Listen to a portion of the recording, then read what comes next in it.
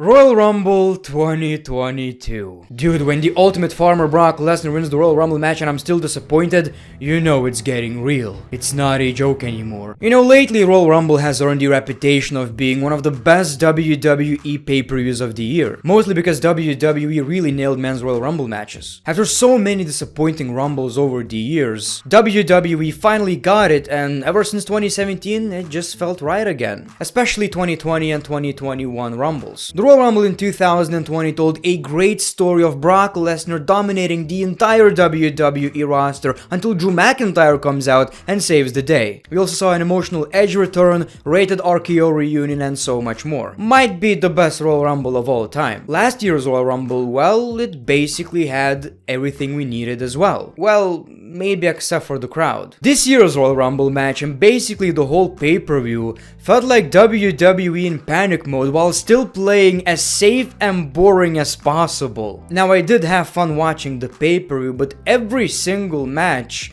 felt wrong. For the record, my problem is not Brock Lesnar winning. It's a bit more complicated, and I'll talk about that at the end of the video. So I didn't mind one match having an overbooked finish because it works for the story. But then we got another one. And that's the thing with the WWE. Can we have big matches and still have a clear winner? Can they stop giving us marquee matches but overbooking them and making it all look pointless? Can they finally make Veer come? Now, this was one of the most unpredictable pay-per-views we saw in a very long time, but that quickly changed. Then it just felt like typical WWE. And I felt strong.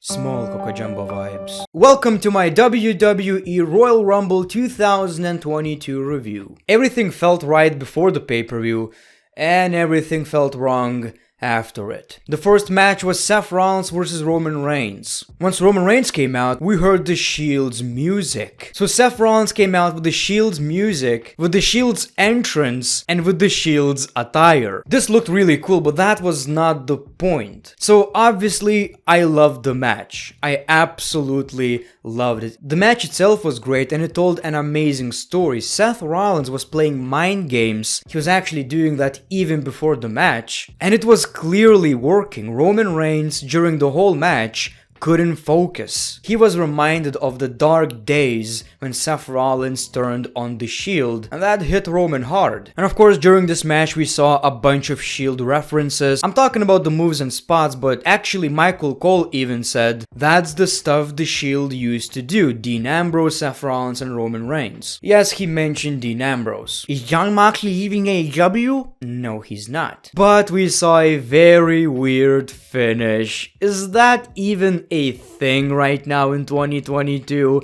Do referees even do that? And what makes things even worse, it seemed like the referee actually put Seth's hand on the rope. So this was really weird, but I didn't really mind it. I thought, okay, we're seeing another match, obviously. And since Roman Reigns didn't let go of his submission, I thought it told a very cool story. But then later on the show we learned that it may not be as good as it looks. I absolutely loved when Roman Reigns repeated what Seth Rollins did to the Shield back in the day. That was a really nice moment, and he continued to beat the living crap out of Seth Rollins with that steel chair. It almost made Seth Rollins look like a babyface. So all things considered, I actually really liked this match. The problem is, everything else felt like this match. Then we saw the Women's Royal Rumble match. Sasha dressed as Sailor Moon! So sexy. And this match received a lot of criticism for disrespecting legends, because whenever we saw an old-timer,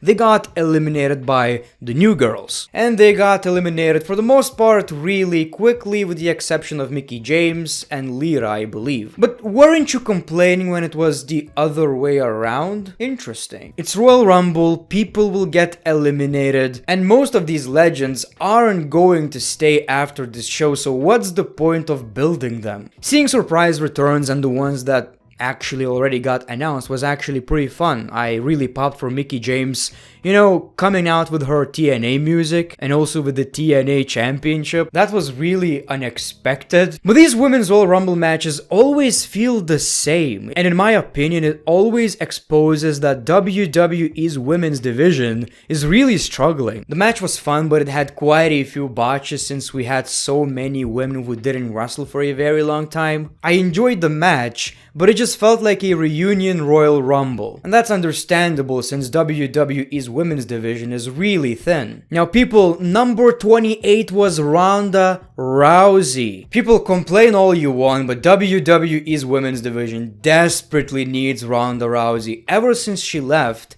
it just never felt the same. And she was doing really good in this match. Now, the last two women standing were Ronda Rousey and Charlotte Flair, as expected. But thankfully, Ronda Rousey won the match. And again, people are angry, and I get your point. Obviously, she just came back, she won the Rumble. You may say she didn't deserve it. I get all of these concerns. I'm not saying that it's not legit criticism. I'm just saying, well, let's be fair right here, WWE needs this right now. And I assume we're going to get Charlotte Flair versus Ronda Rousey at WrestleMania, and if I'm being honest, I'm really not excited about this match.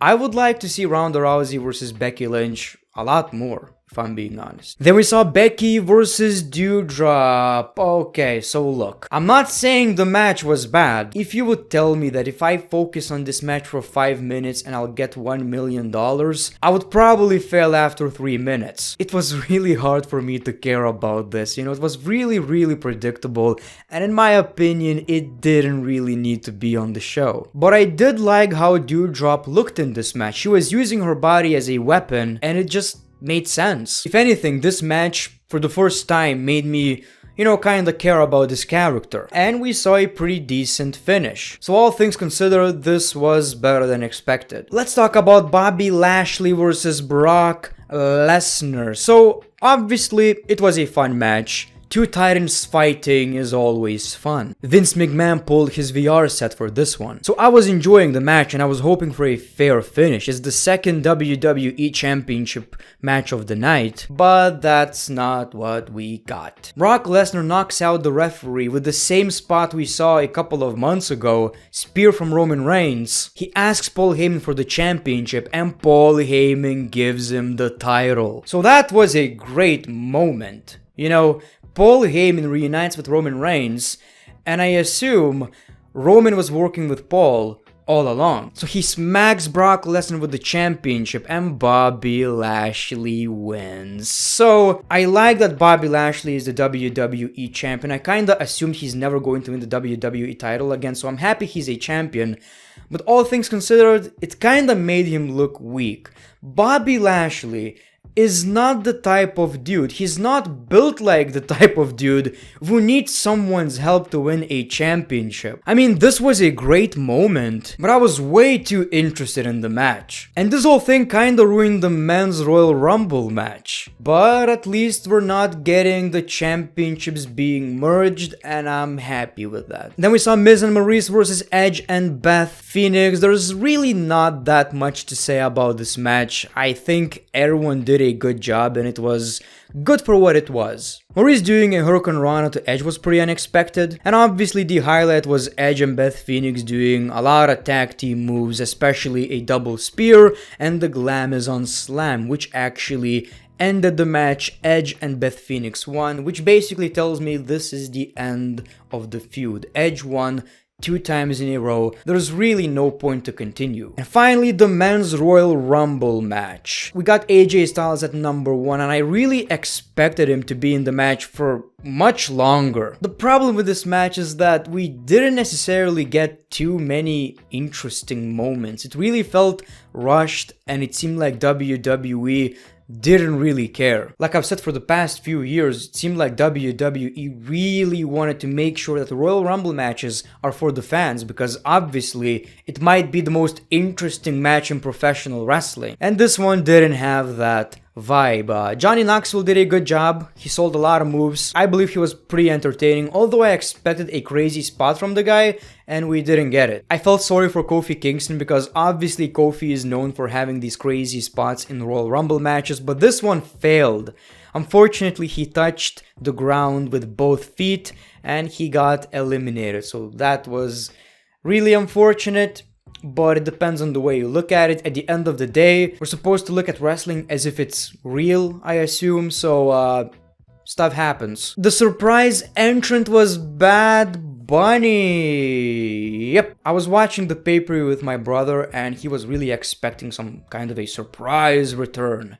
Once we saw Bad Bunny, I asked him, "Are you happy with this? Is that your favorite Royal Rumble now?" He did good, obviously. The man can move. It seemed like he was actually learning wrestling during that time, but it was definitely not something I popped for. The other surprise was Shane McMahon. And the only reason I was kinda excited because it's Shane McMahon, something crazy is going to happen, but it did not. At number 30 we got Brock Lesnar, and it was just obvious who's winning the Rumble.